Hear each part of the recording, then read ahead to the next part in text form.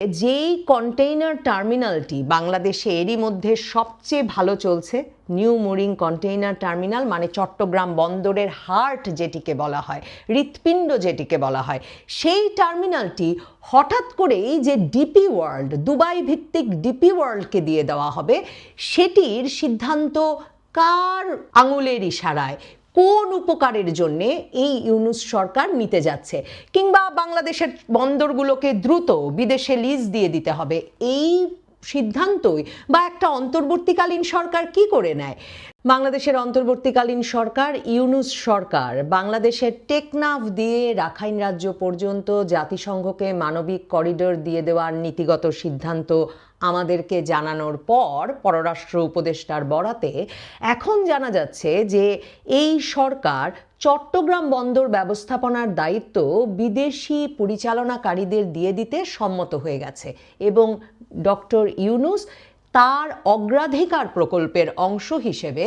এই প্রকল্পটিকে এগিয়ে নিতে তার সংশ্লিষ্ট ঘনিষ্ঠ কর্মকর্তাদের নির্দেশ দিয়েছেন। ডক্টর ইউনূস বুধবারেও তার অফিস যমুনায় এমন একটি বৈঠক করেন যেখানে নৌপরিবহন মন্ত্রণালয়, বাংলাদেশ বিনিয়োগ উন্নয়ন কর্তৃপক্ষ, বাংলাদেশ অর্থনৈতিক অঞ্চল কর্তৃপক্ষ অর্থাৎ বেজা, চট্টগ্রাম বন্দর কর্তৃপক্ষ সহ বিভিন্ন কর্মকর্তাদের ডেকে একটা উচ্চ পর্যায়ের বৈঠক করেন তিনি, এবং সেখানে তিনি বলেন যে বন্দর ব্যবস্থাপনায় এমন অপারেটরদের সংযুক্ত করতে হবে যাতে আমাদের বন্দরগুলো আন্তর্জাতিক বাজারে প্রতিযোগিতা করার সক্ষমতা অর্জন করতে পারে।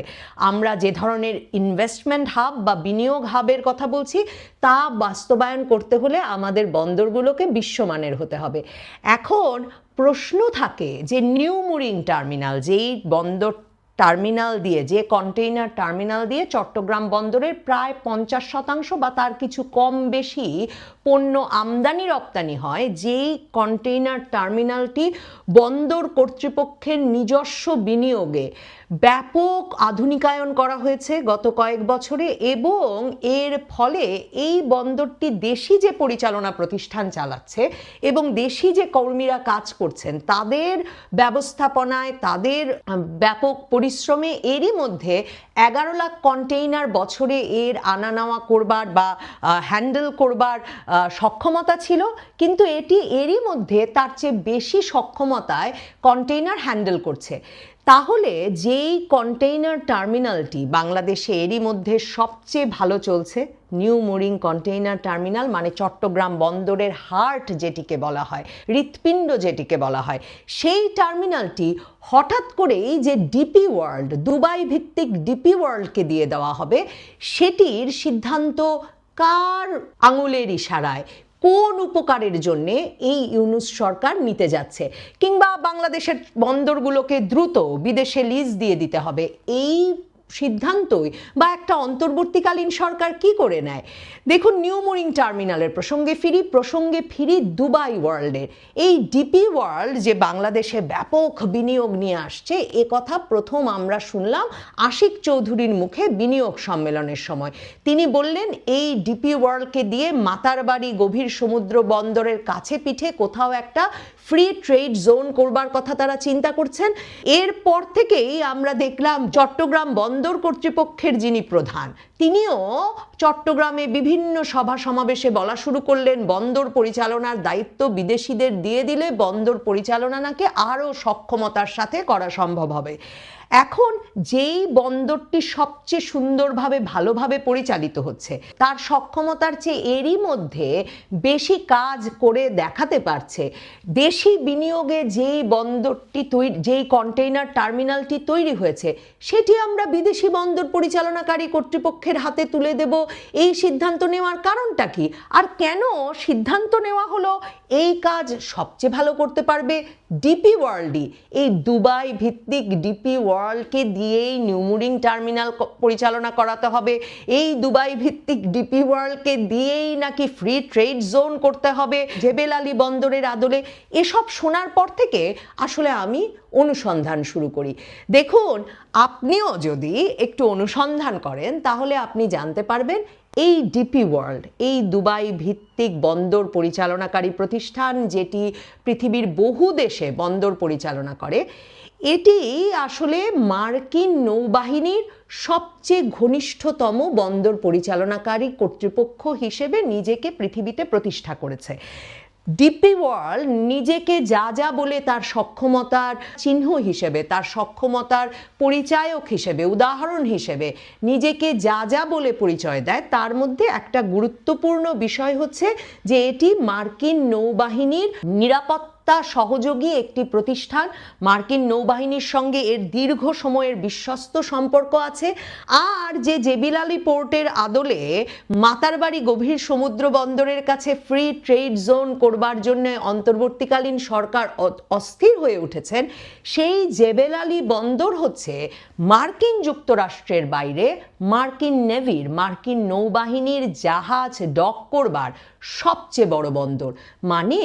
আমরা যখন বহু বছর ধরে শুনে আসছিলাম, শেখ হাসিনার মুখে তো শুনেছি,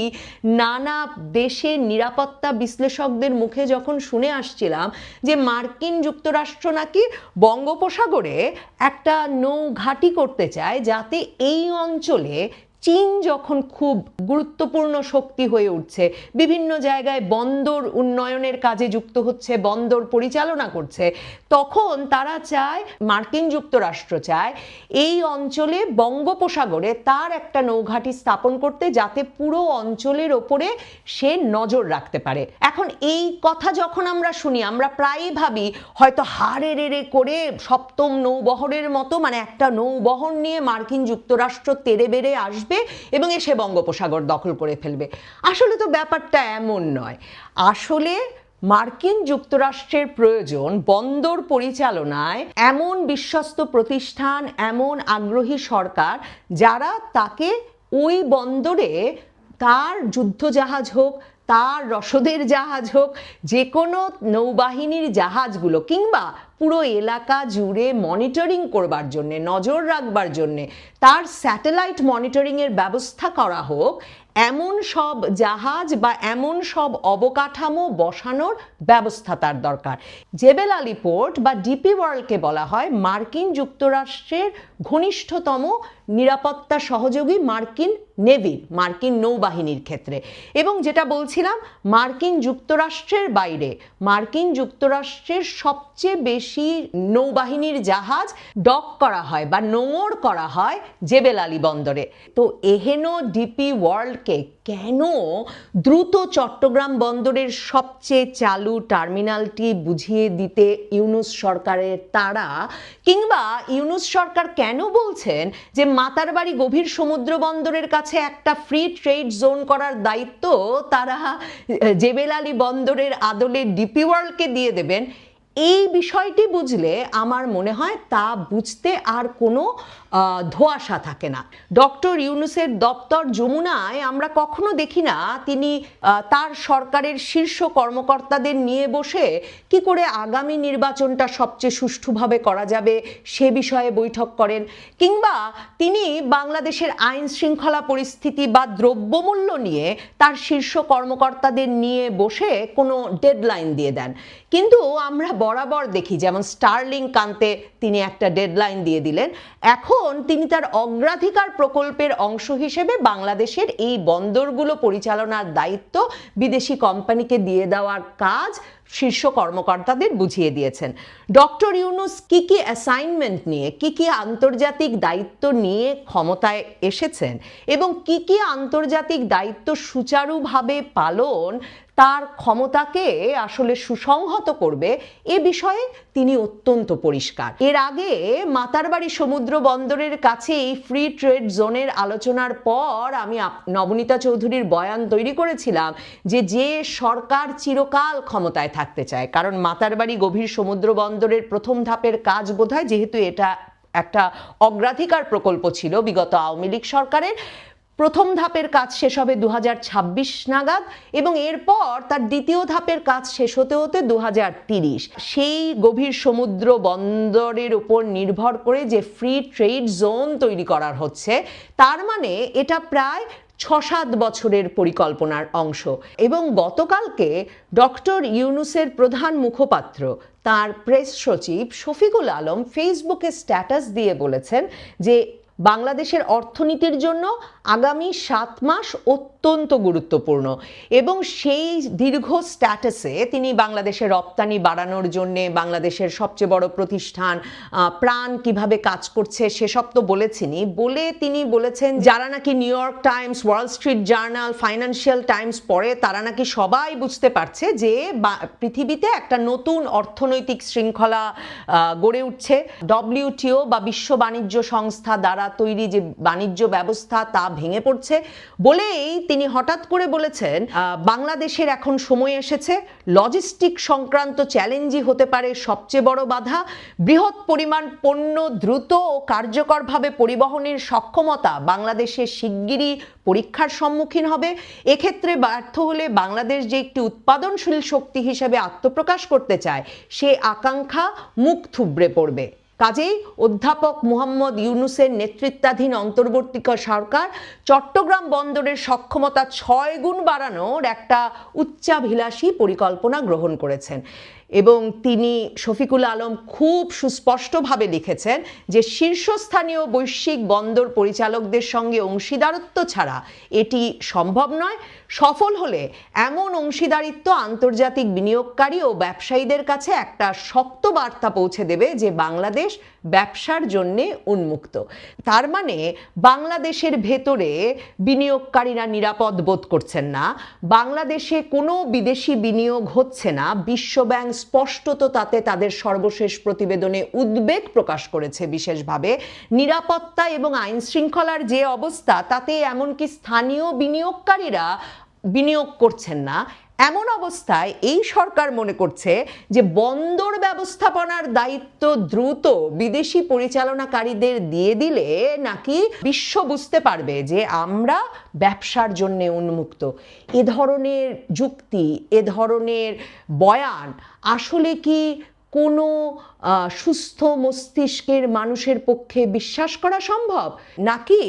এই যে নানা রকম সূত্র মিলিয়ে আপনাদেরকে বললাম তাতে এই ধারণা খুব পরিষ্কার হয়ে উঠছে যে আসলে মার্কিন নৌবাহিনীর ঘনিষ্ঠ একটি বন্দর পরিচালনাকারী কর্তৃপক্ষকে বাংলাদেশের চট্টগ্রাম বন্দরের দায়িত্ব দিয়ে ফেলে এবং মাতারবাড়ি গভীর সমুদ্র বন্দরের কাছে ফ্রি ট্রেড জোন করতে দিয়ে আসলে এই সরকার মার্কিন নৌবাহিনীর জাহাজ নোঙরের ব্যবস্থা করছেন বঙ্গোপসাগরে।